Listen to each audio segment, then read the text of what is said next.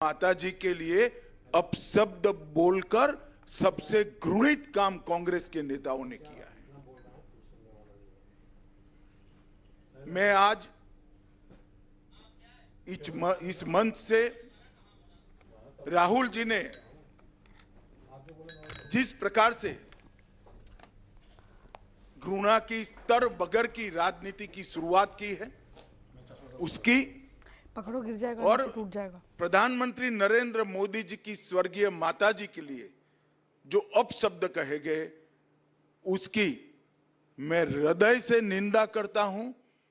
और मैं पूरे देश की जनता को भी कहना चाहता हूं कि जिस प्रकार की राजनीति,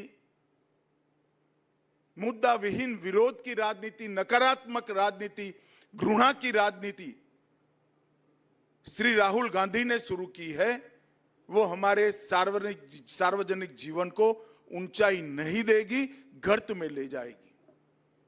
और ये आज से नहीं है। मोदी जी जब से मुख्यमंत्री बने तब से सोनिया जी, राहुल जी, मणिशंकर अय्यर, दिग्विजय सिंह, जयराम रमेश, रेणुका चौधरी, हर कांग्रेस नेता ने मोदी जी के लिए अपशब्द कहे। कोई मौत का सौदागर कहता है, कोई जहरीला सांप कहता है, कोई नीच आदमी कहता है, कोई रावण बताता है, कोई भस्मासुर बताता है, कोई वायरस कहता है। कांग्रेस के नेता क्या समझते हैं? इस प्रकार की भाषा का प्रयोग कर कर आपको जनादेश प्राप्त होगा क्या? मैं आज कांग्रेस के नेताओं को कहना चाहता हूं, जितनी ज्यादा गालियां मोदी जी को आप दोगे, कमल का फूल इतना ही बड़ा होकर खिलकर आसमान तक पहुंचेगा। और हर चुनाव में आपने प्रयास कर कर देखा है, फिर भी कुछ सीखना नहीं चाहते। हर चुनाव में गाली दिया, मुंह की खाई, और फिर विजय को झुठलाने के लिए एक घुसपैठिया बचाओ यात्रा लेकर ये निकले हैं। एक घुसपैठिया बचाओ और कुछ नहीं है। ये यात्रा घुसपैठिए को बचाने के लिए यात्रा है, अपनी वोट बैंक को प्रोटेक्ट करने के लिए यात्रा। मैं देश भर की जनता को पूछना चाहता हूं,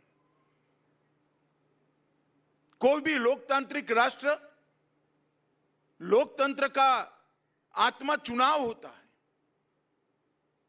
अगर घुसपैठिए मतदाता सूची में घुसकर चुनाव को प्रदूषित करे तो कोई राज्य, कोई राष्ट्र कैसे सुरक्षित रह सकता है? और कांग्रेस पार्टी ने जो शुरू किया है, देश भर की जनता अचंभित और दुखी होकर इनके कुत्सित प्रयास को देख रही है।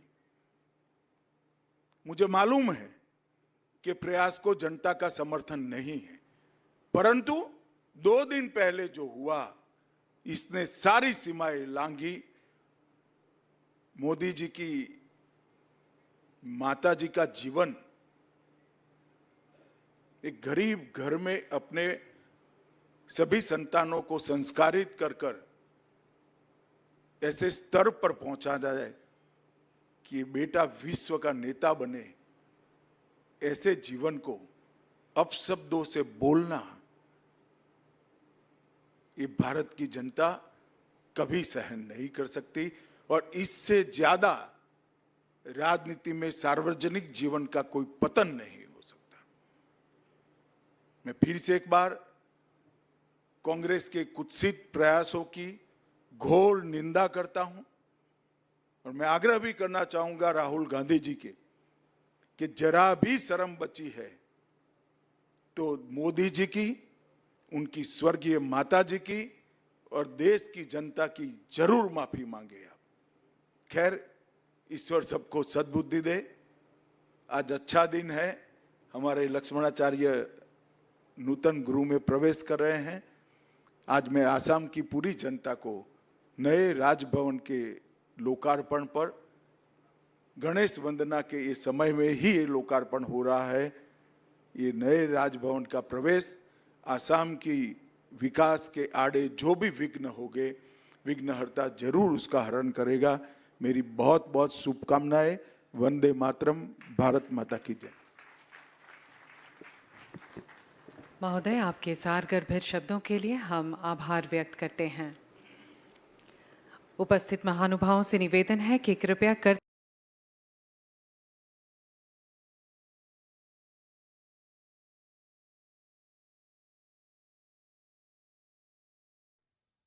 का बता दें आपको कि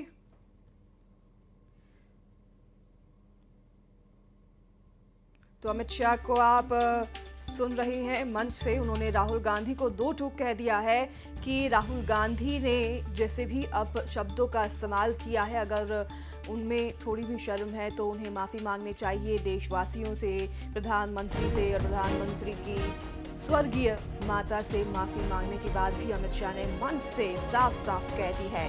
राहुल ने घृणा की राजनीति शुरुआत की। उन्होंने ये भी कहा मंच से और साफ तौर पर माफी मांगने के लिए कहा है।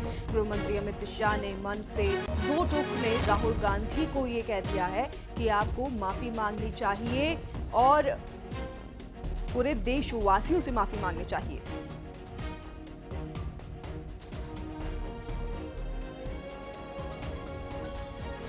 तो गुवाहाटी में राजभवन के इनॉग्रेशन के लिए गृह मंत्री अमित शाह पहुंचे हैं और इस दौरान उन्होंने मंच से संबोधित करते हुए सभी जनता को ये बात कही है। राहुल गांधी पे खास तौर पर उन्होंने वार किया है और दो टूक में कह दिया है कि राहुल गांधी ने जो अपशब्द इस्तेमाल किए हैं उसके खिलाफ उन्हें माफी मांगनी चाहिए।